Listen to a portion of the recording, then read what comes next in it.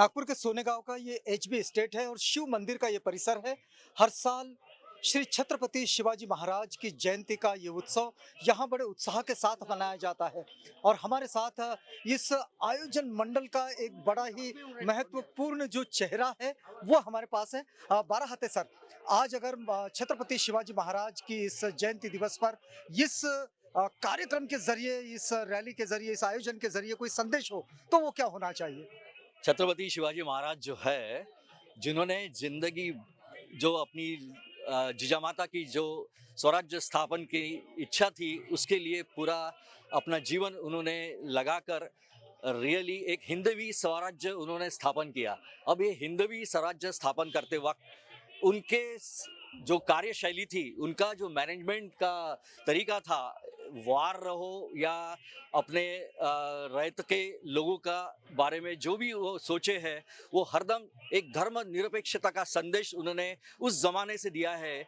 हम बोल सकते कि 16वीं शताब्दी से ये संदेश दिया है। 18 पगड़ जाति के, जमाती के, कोई कास्ट और क्रीड, कोई कोई भेदभाव न करते हुए सभी उनके साथ शामिल होके एक हिंदवी स्वराज्य खड़ा करके अन्याय के विरुद्ध उन्होंने जो खड़ा किया है। हम ये चाहते हैं आज 21वीं सदी में भी इसी तरह का माहौल रहे। सभी लोग जो अपने भारत देश के सब नागरिक जो है वो धर्म निरपेक्षता के साथ रहे और सभी को ये संदेश जाए कि शिवाजी महाराज का जो कौशल्य था, वॉरियर जो थे, जो great warrior of the century, और उनको ऐतिहासिक जो महत्व प्राप्त किया है, जो कोई पौराणिक पुरुष नहीं थे, वो जो थे एक ऐतिहासिक पुरुष थे, महापुरुष थे और जीते जागते एक उदाहरण थे सबके लिए। उनका उदाहरण हमने देख के अपनी जिंदगी जो है उनके कार्यों पे चलने के लिए निछावर कर देना चाहिए। ऐसी मेरा संदेश है। आज के राज्यकर्ताओं ने शिवाजी महाराज से क्या सीखना चाहिए?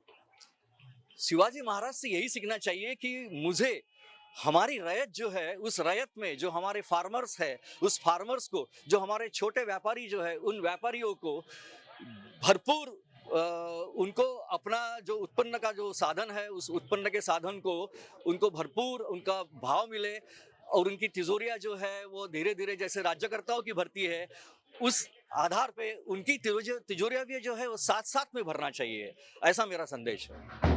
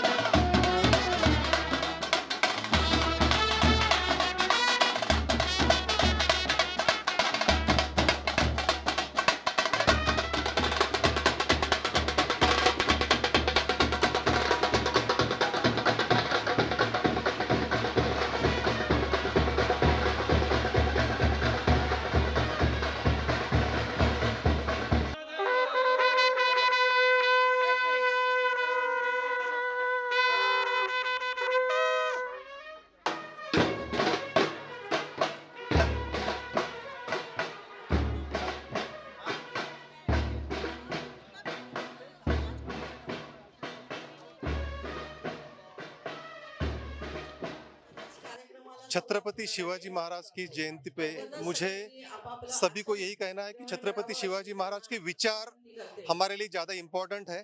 उन्होंने लड़ाइयाँ बहुत सारी लड़ी, लेकिन उन्होंने जो जनता के लिए काम किया, उन्होंने जो शेतकरी के लिए काम किया, जो कामकरी के लिए काम किया, जो एजुकेशन के लिए काम किया, उनके समय में जो पाटबंधारे थे, उनके समय में जो खेती बाड़ी होती थी, उसका भी हमने आचरण विचरण करना चाहिए। उनके विचार हमारे दिल में, हमारे मेंदू तक पहुँचाने चाहिए। और इस तरह का जो सोनेगांव में इस तरह का जो उत्साह सवेरे के सवेरे सब दिख रहा है, तो मुझे लगता है कि हमारा मेंदू और हमारा मन बढ़कट करने के लिए, उसको स्ट्रांग करने के लिए ऐसे विचार, ऐसा मार्गदर्शन बहुत जरूरी है। और अभी यहाँ पे एक प्रबोधन का कार्यक्रम होने वाला है, तो मैं चाहूंगा कि इस तरह के प्रबोधन के कार्यक्रम के माध्यम से ही हम छत्रपति शिवाजी महाराजों के विचारों को आगे बढ़ा सकते हैं। जी।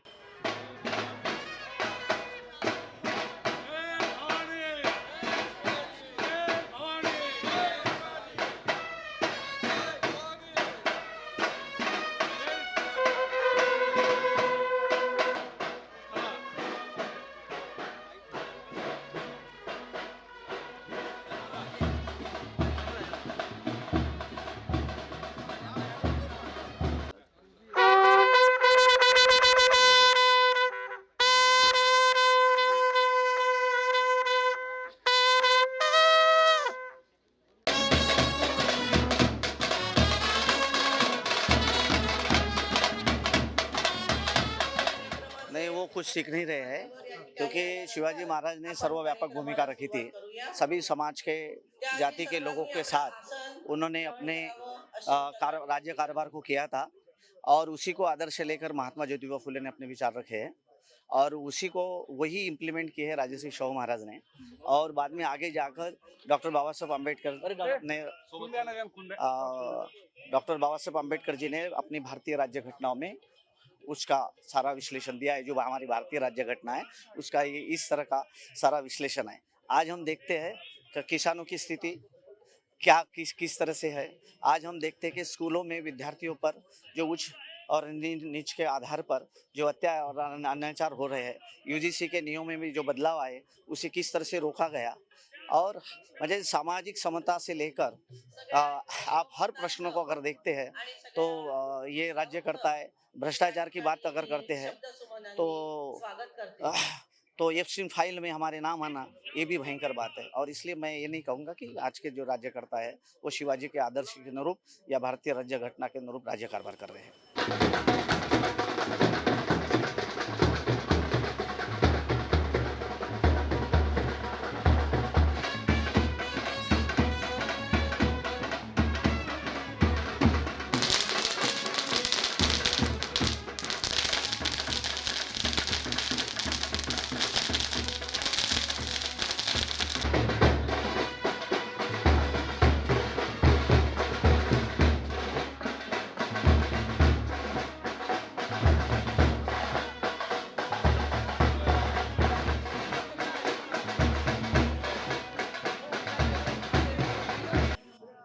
क्या है कि शिवाजी महाराज की जो कार्य प्रणाली थी, उनका पॉलिटिकल संदेश था, उनका सामाजिक संदेश था।